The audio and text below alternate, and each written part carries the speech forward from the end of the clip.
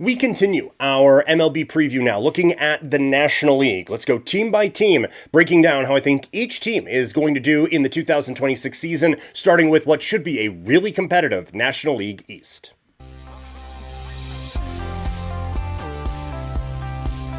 So, the National League has been reigned over by the Dodgers for the last few seasons, but I think some very worthy adversaries are going to come out of this for the upcoming season. And I think some of that could come from the National League East. So let's break it down. Where it won't be coming from is the Washington Nationals, as they are now in rebuild 2.0 following the trade of Mackenzie Gore. They did really well in the Juan Soto trade, and then got nothing else aside from that. They haven't really hit on a whole lot, and now moving the big part of that Soto trade out is a real blow for this team. I don't see much reason for optimism for the Nationals in 2026. Up next, the Miami Marlins, kind of ditto. At 72.5, I have them going under. And just one thing, with the whole National League, I have more overs here than I would like, and I'm sure that the numbers don't all add up,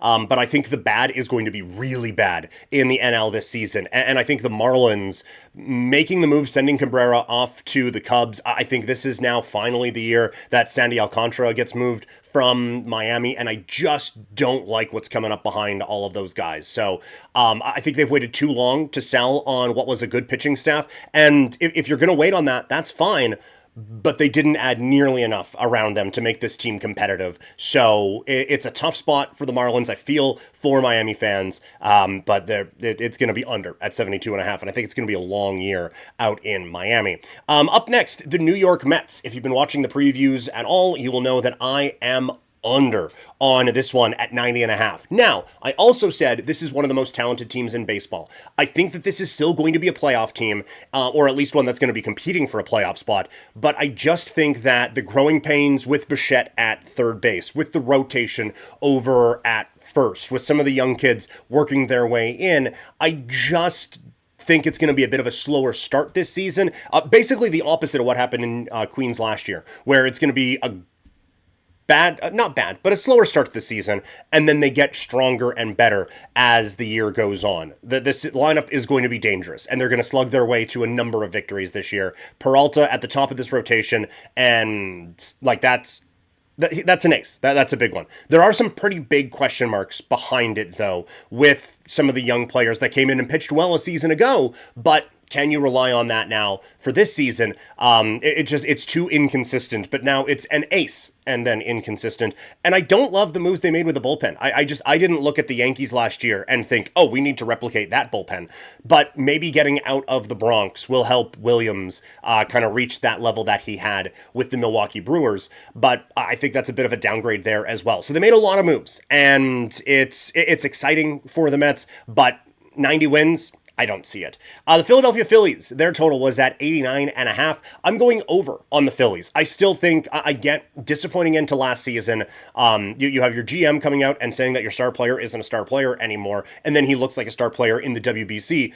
This is still a team that is very, very good, and a lineup that is feared and dangerous, and a starting staff that, not the deepest anymore, but pretty strong. Bullpen is solid as well. I feel like it's not as flashy, and they were maybe hoping for a big move. They were in a lot on Bo Bichette before he ends up going to the Mets. This is still a solid lineup and a solid baseball team, and I think people are kind of sleeping on them a little bit because it's just they've run into a bit of a wall in the postseason, and that wall, of course, wearing Dodger blue. But at the top of the division this year, I'm going all in on the Atlanta Braves.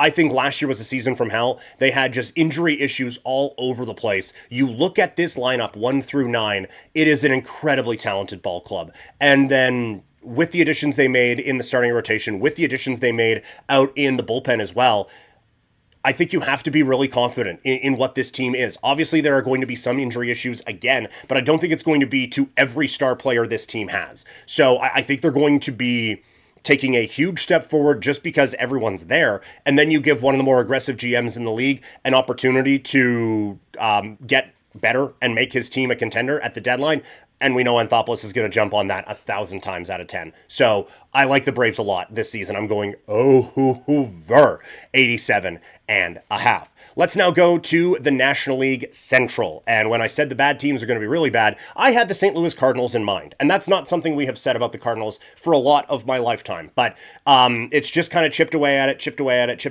And I think they understand now where they are and more specifically probably where they aren't. It is a transition time out in St. Louis. It's a pretty solid division otherwise. And I think they're going to have some real troubles this year. And anything that's good on this team, I think gets sold off before we get to August. So a long year out in St. Louis. Up next, the Milwaukee Brewers. I have them going under at 84.5.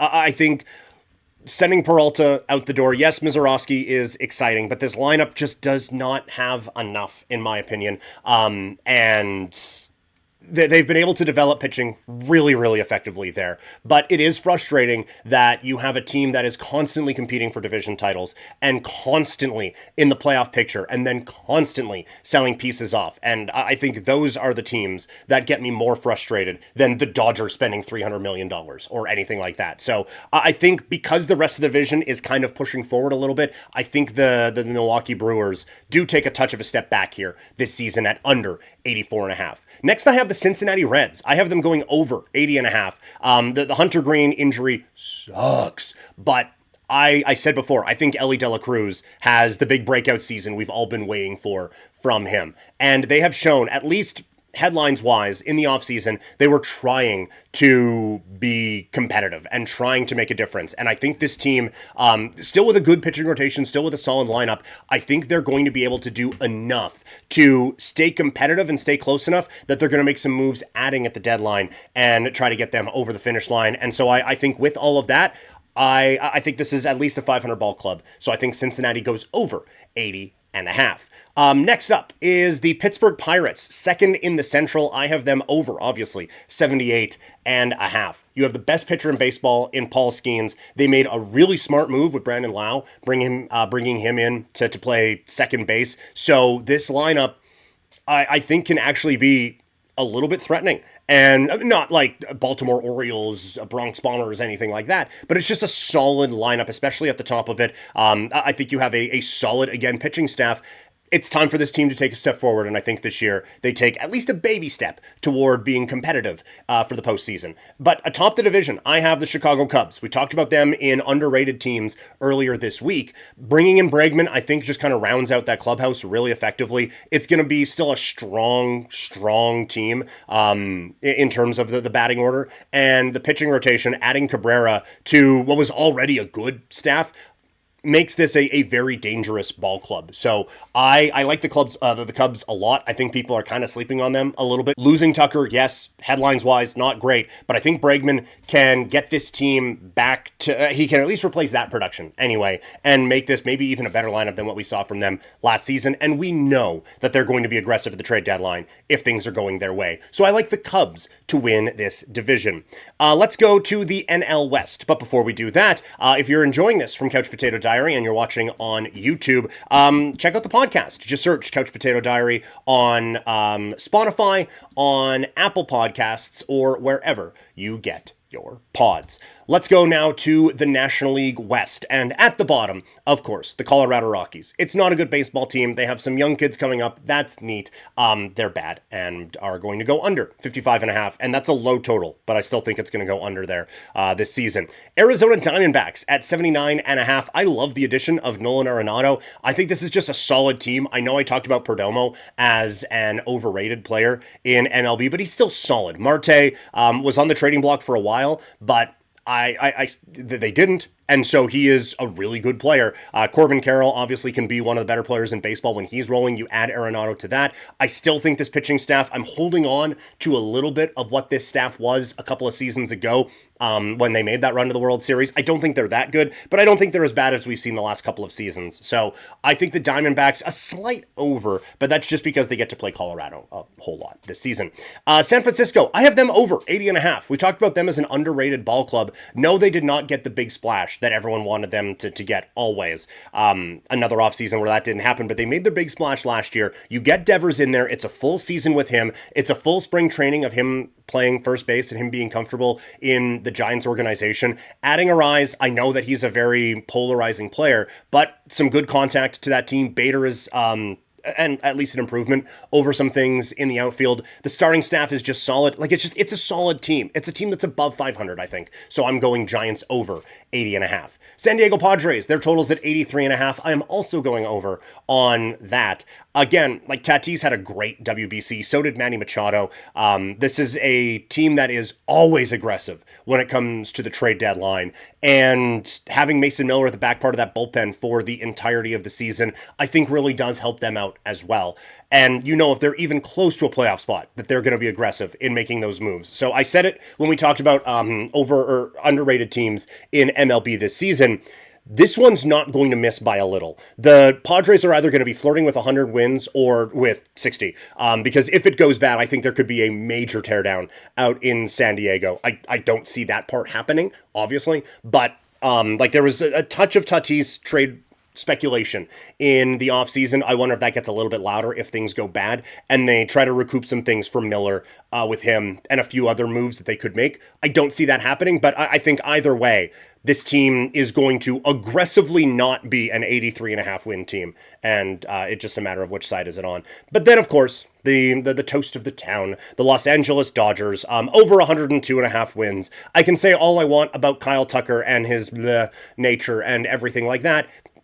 It's still an upgrade to this team, and I think Yamamoto takes another step forward. You have Shohei, who's going to be pitching all season long. They have incredible major league depth in the starting rotation, and their one weakness from last season was the bullpen, and they went out and got one of the best closers in baseball in Edwin Diaz. So, there is obviously a path where this goes poorly, right? Where Betts, Freeman finally play to their age and maybe fall off a little bit. Kyle Tucker isn't the guy that everyone thought he would be, and all the injuries that have befelled this pitching staff continue to happen, and Diaz falls off a cliff. That's a lot of ifs that could happen there. I think they're pretty insulated from all of them, and they're the Dodgers, so if any of that happens, they'll just go trade for Fernando Tatis or something like that, and just be fine again. So it's over. 102.5. They're the best team in baseball, without a doubt.